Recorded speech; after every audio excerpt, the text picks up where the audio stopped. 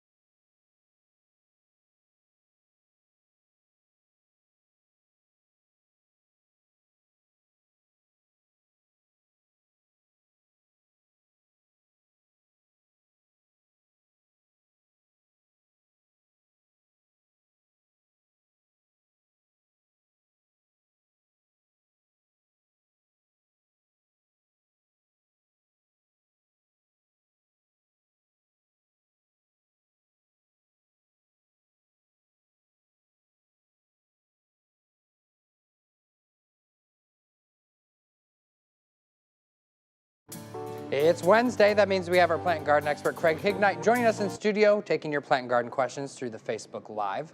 So let's kick this up. Well, actually, before we get started with the viewer questions, you were just talking about there are some things that you can actually start planting in your garden now. Yes, it seems early, but we're coming up on St. Patrick's Day, and that means that we could start seeding things such as, I mentioned kohlrabi, spinach, lettuce. Now, it's not going to come up. The ground is too cold, but you know, I've been thinking that maybe the ground is workable. The frost is long gone. We haven't had a lot of rain, so I really don't know how wet the soil is. So you might go out and just turn over a couple of shovels full of dirt in the garden, see what you're dealing with. Alrighty, and we have Lisa who asked, my Norfolk pine is a bit droopy. Any suggestions? Ooh, watch your watering. Remember that Norfolk pines will go ahead and start to droop if you're keeping them too wet. And and at work, I always have my moisture meter in my hand when I go near those little fellas because I have to let them dry down properly. And of course, as always, drain the excess when you are done watering. Never let it soak up from the bottom. And of course, a nice sunny window would be appreciated also. All right. Barb is asking, when can we start cleaning up the debris in our flower beds? Oh, anytime now. Yeah, we're getting some really decent weather, so you can go ahead and start cleaning those perennial borders off, and you might even find a little sprig of green coming up here and there. Sharon asks, is it too early to uncover strawberries? No, I would actually uncover the strawberries, but I would not get rid of the straw. The thing is, you just pull it off to the side. You know, we're coming toward the end of February, but we all know that March can be an awful month as far as ups and downs in temperature, and you want to have that straw available because if we're getting anywhere near 20 degrees, you throw the straw back on. You do not want your strawberries to be affected by freezing at 20 degrees. Okay. Chad says, what should we do about the tulips and lilies that are coming up if it does freeze again? Nothing. Just don't touch them when they're frozen. That's the only thing. If we did get extremely cold weather, you might get a little tip burn on the tips of those leaves, but it's not going to hurt them. Just don't do anything. Pam asks, do I need to put Scott's Halts on now being it has been so warm? What, have to put what? Scott's Halts. Oh, halt. Too early. Too early. We don't put down the halts until, now your first step is the pre-emergent. The halts is actually the post-emergent herbicide. So the pre-emergent goes down about the time that forsythia come into bloom. The broadleaf fertilizer goes down when you see dandelions starting to make their first puffballs. Okay. Greg says, will it harm a buckeye tree to trim it now? It is starting to bud. No, it's still early enough that I think we could go, we can get out and start that spring pruning with this kind of weather. We might as well take advantage of it. And then we have John who said, when is a good time to cut back roses? Roses, we're going to hold off on that for a little while. I really wouldn't suggest cutting back unless you didn't do any cut back last fall. Then you can go out and take them down to 18 inches, but your final cutback is not done until about Mother's Day. Alrighty, we're going to take a quick break, but when we get back, we'll answer the rest of your questions, so keep on writing them in.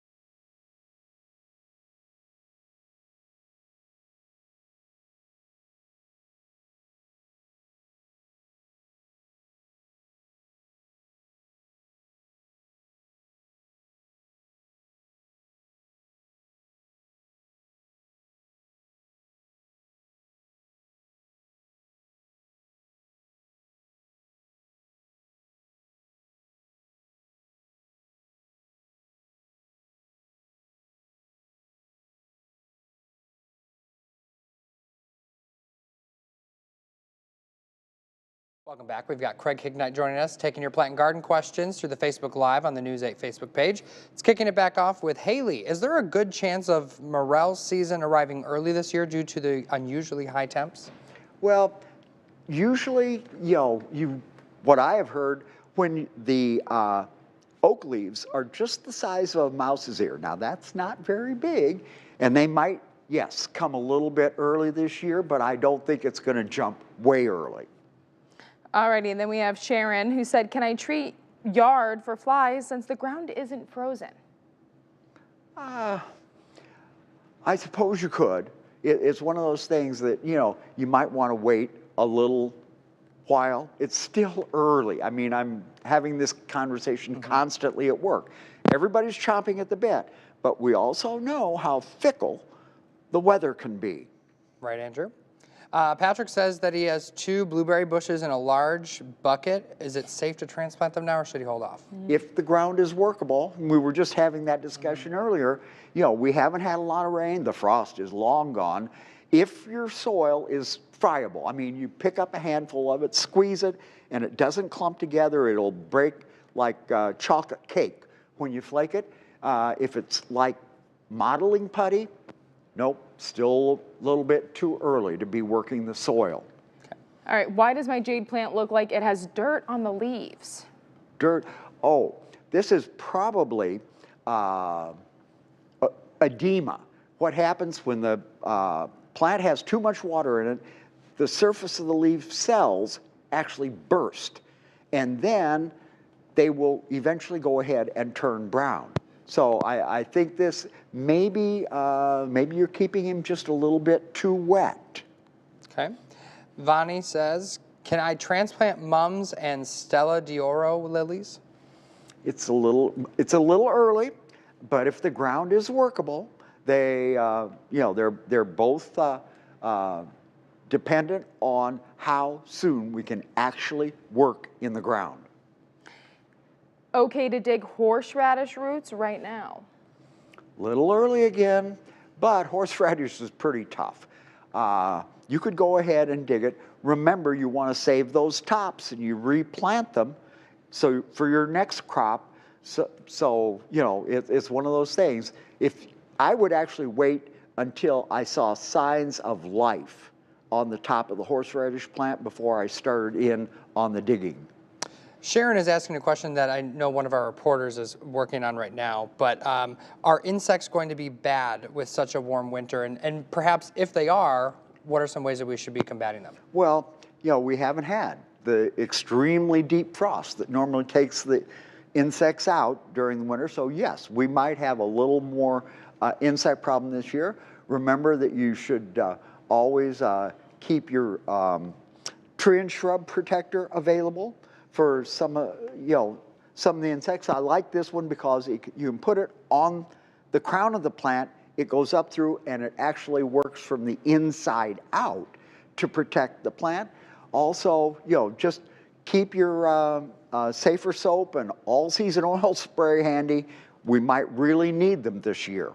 Okay. What kind of indoor light is best for a money tree and also for a peace lily? Okay, 2 different animals here. The money tree would like fairly bright light. The peace lily likes the bright light, but it will survive in less than great lighting. You won't get any blooms in that situation on the peace lily, but peace lilies take less light than the money tree. Money tree, I want to see it in fairly good light. All right, Craig, thank you so much. So many questions this week, of course, and as always, you can join us each and every Wednesday where you can submit your questions in the comment section of our Facebook Live. In the meantime, we will be right back.